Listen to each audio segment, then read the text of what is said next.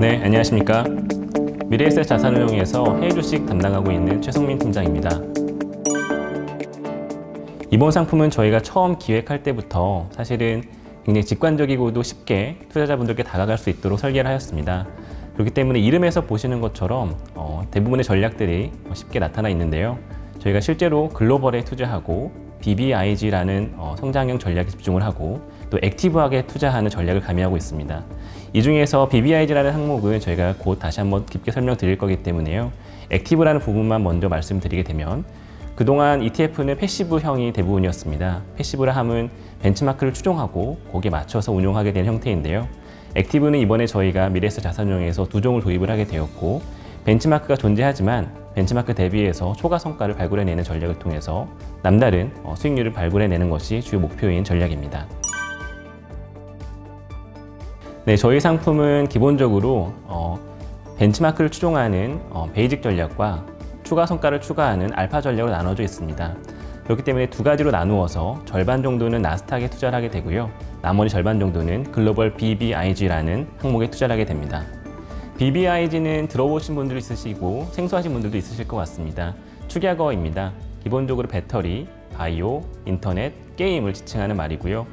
작년 한 해 동안 글로벌 전역에서 굉장히 높은 수익률을 기록했던 테마이기도 합니다.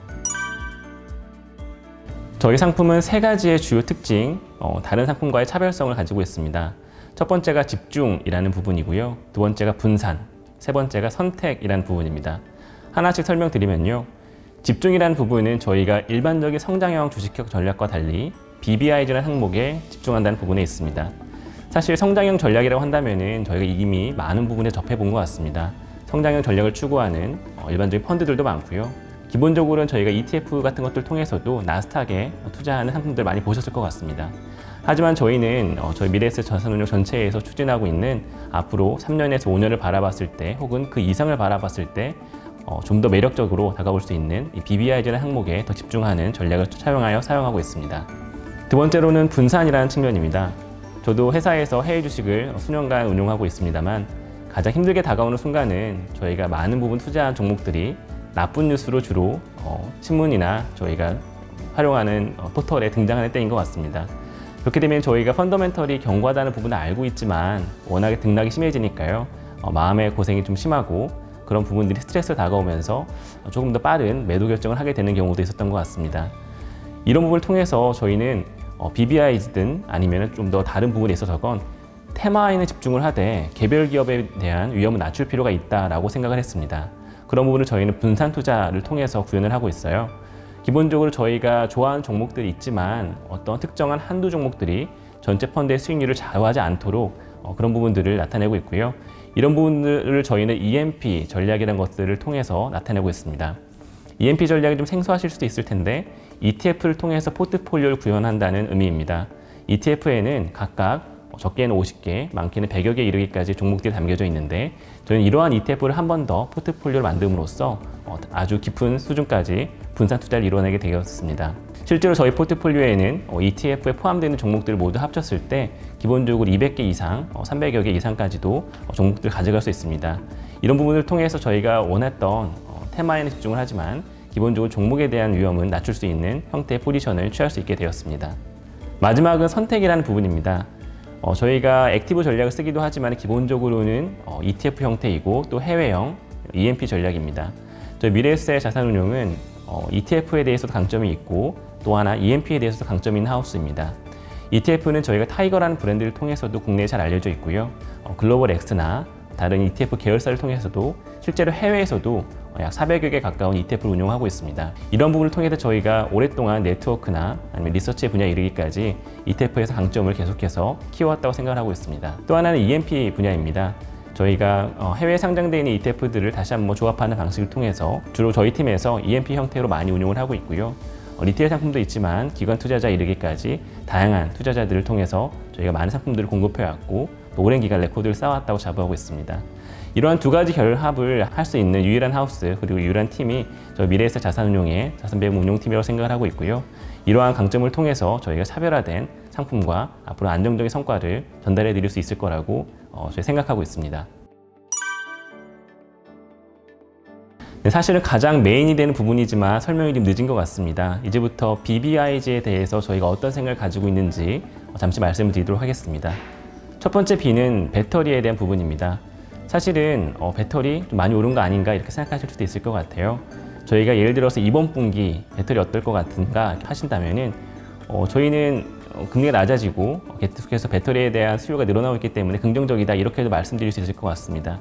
하지만 다른 전문가분들은 좀 다른 의견을 내실 수도 있으시죠. 이렇게 단기적으로 봤을 때 이번 분기인가 아니면 연말까지다 이렇게 생각했을 때에는 이견이 있겠지만은 저희가 생각하는 배터리 업종은 앞으로 3년 혹은 5년 정도까지 투자 시야를 넓힐 수만 있다면은 굉장히 놓치기 어려운 투자 영역이라고 생각하고 있습니다.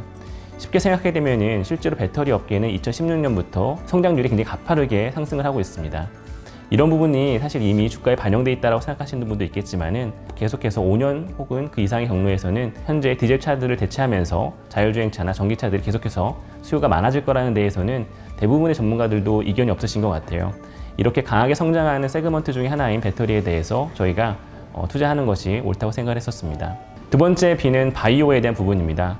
OECD 기준으로 보게 되면은 상당히 고령화가 빠른 속도로 진행이 되고 있습니다. 고령화 혹은 노령화 인구의 특징은 두 가지가 있는데요. 첫 번째로는 인컴이 상당 부분 축적이 되어 있다는 부분이 있고요.